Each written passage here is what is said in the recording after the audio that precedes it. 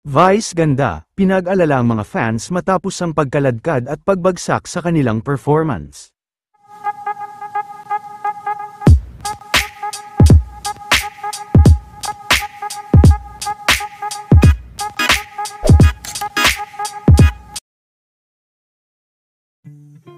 Maaga pa lang kanina, ay talagang nagsimula na ngang maghanda sa Showtime Studio, ang buong Team Vice, dahil ngayong araw na nga ang itinakdang araw para sa unang araw ng magpasikat. Dumating din sa Showtime Studio ang mga bigating guest ni Vice na kinabibilangan ng SB19 at Mr. Carlos Yulu. Di hayaan na mag-isa ka sa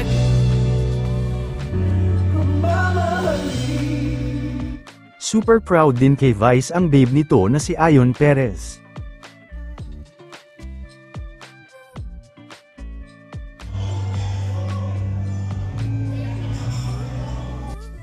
Marami rin ang nag-alala kay Vice sa mga naging pagbagsak nito at pagkaladkad kanina sa kanilang performance, maging si Sir FMG ay napatanong din kung hindi ba nasaktan si Vice kanina.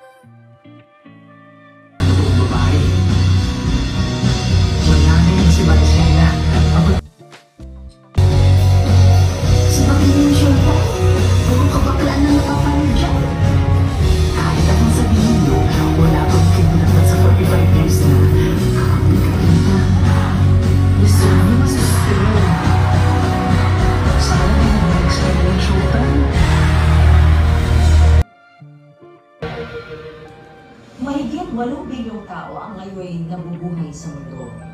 Ibang-iba ang katanungan.